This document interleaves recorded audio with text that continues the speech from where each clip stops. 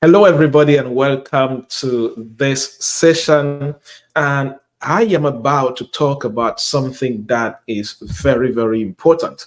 And if you're in business, you're in career, especially, this is something to understand and to work with in order to thrive as a person.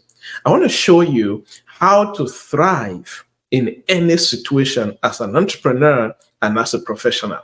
Let me tell you something in this ever-changing world, in this ever-changing business landscape and professional setting, the ability to swiftly pinpoint the critical elements in any circumstance, it could be a business circumstance, a career circumstance, and act decisively upon that circumstance is a skill that will always set successful people apart. Many people are still in the same spot in their careers and in their businesses because they do not know how to thrive in any situation. It's a skill, it's a mentality, there is a practical process to go through. So you see, whether in business, whether in personal life, whether in relationships, even in marriages, in unexpected circumstances and challenges, the key to thriving lies in our ability to identify and, most importantly, to take effective action on that crucial factor. So if you are going to thrive in any circumstance, you need to understand the ability of identifying the crucial factor in that situation and taking action on that crucial factor. This is a framework that I have used over the years with my clients in consulting and in coaching. Because, in the business of coaching and consulting, you are in a state where anytime somebody is coming to you is with a problem, right? I always fondly say that I make money by listening to the problems of other people, right? And life will always be full of challenges and problems. And one of the frameworks that I have used over the years, to help clients out of difficult situations is this concept of identifying the crucial factor in any situation and building a strategic plan on how to take action regarding that crucial factor to advance the situation. So in this session, I will teach you quickly 10-point framework that you need to follow to thrive in any situation, especially difficult situations, challenging situations, and situations that you did not expect. Number one, the first thing to do is to clarify the situation. See, it is totally difficult for you to thrive in a situation when you are when you are clouded, when you have clouded information, when you are full of confusion. I always like to say that if you have a problem and you don't lose your mind and you don't lose your heart, that is your emotions, you will solve that problem. I don't care how big and how mighty that problem is, right? So the first thing you need to do is clarify the situation. Clarify the situation. Clearly define what you want to achieve in this situation. Clearly understand the situation. You can ask questions, you can gather information, you can ensure that you have a comprehensive view of what is happening.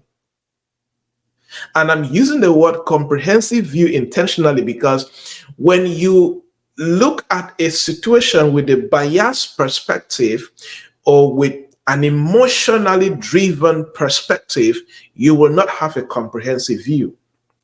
So I always encourage people, when you have a problem, step outside of that problem and look at that problem as a stranger. Look at that problem without bias, without unnecessary emotions, with the focus of clarifying that situation so you can act upon it. Number two, define your objective. When you have clarified the situation, define the objective. Clearly define what you want to achieve in this situation. Now, remember, the situation already happened. It has happened already. Now, what do you want to achieve in this situation? Let's say, for example, the situation is you have lost your job. For example, you need to define your objective. Is your objective to keep crying over the job you have lost, or to get another job? What is the objective? Because when you determine the objective, you will start taking actions that can enable you, enhance you to achieve that particular objective. The power of objective in any situation is that your objectives will guide your decision on what factors are more important and on what to do and not to do. When you have defined your objective, do the third thing, which is identify the key factors in that situation.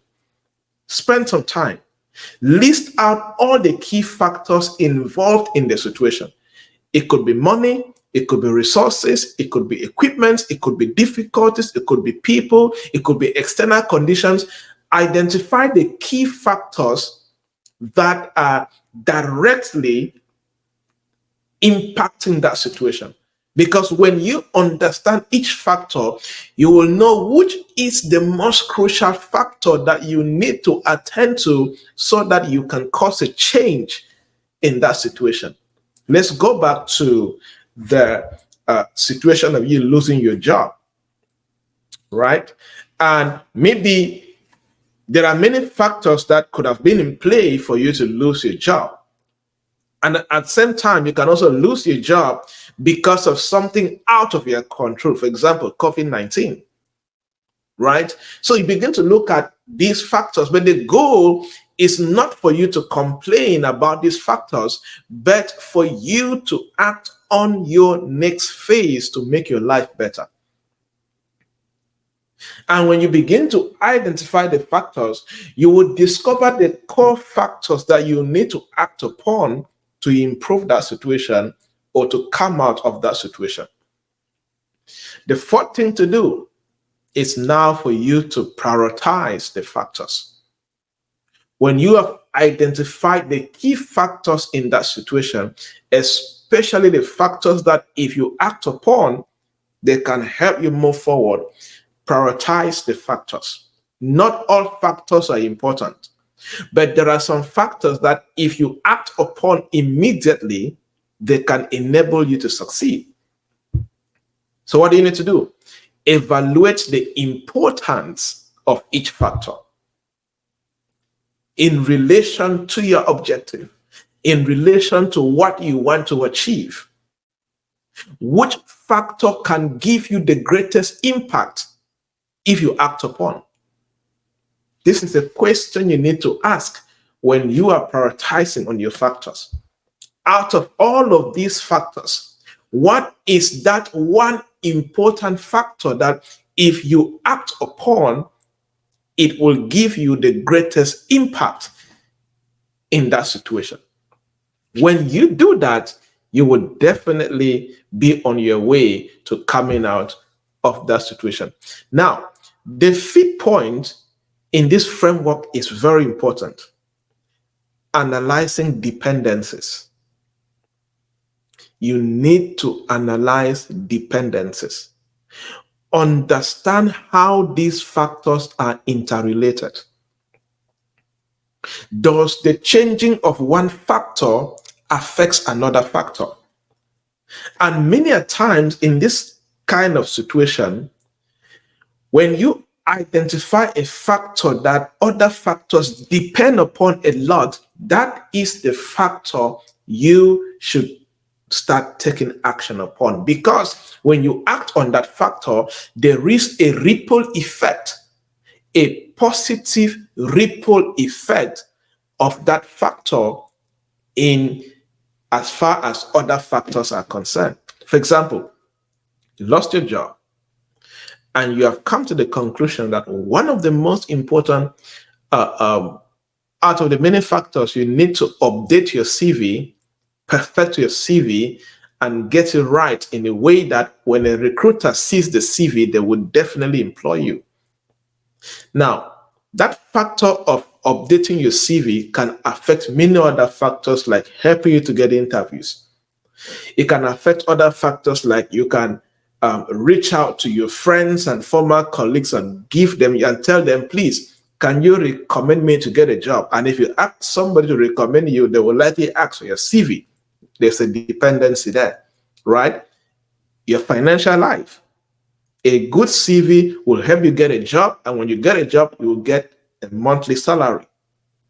There is a dependency, right? So it goes to affect every other important factor. So always spend time to analyze the dependencies and the relationships that exist between the various factors. Number 6 is use your critical thinking. When I started, I said, if you are going through a difficult situation in your life and you don't lose your mind, you will come out of that situation. Many people remain in a particular situation for so long because while that situation is going wrong, they have also lost their mind in that situation. One of the most important things to protect when you're going through a difficult season in your life is your mindset. Because your mindset is a weapon.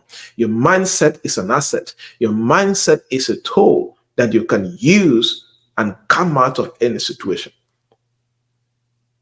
So the seed element in this framework to help you come out or thrive in any situation is use critical thinking. I'm using the word use intentionally. If you have a mind that you don't use it, you would never operate from the place of critical thinking. What does it mean to use critical thinking?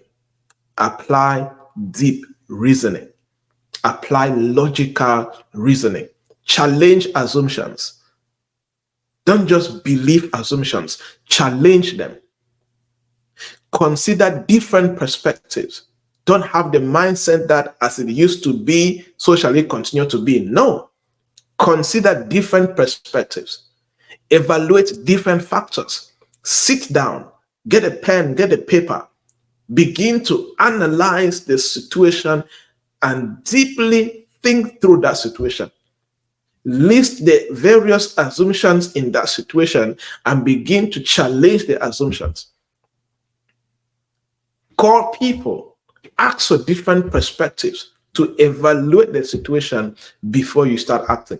Show me somebody who practices critical thinking in any situation. I will show you somebody who will always rise in any situation. Number 7, seek expert opinion.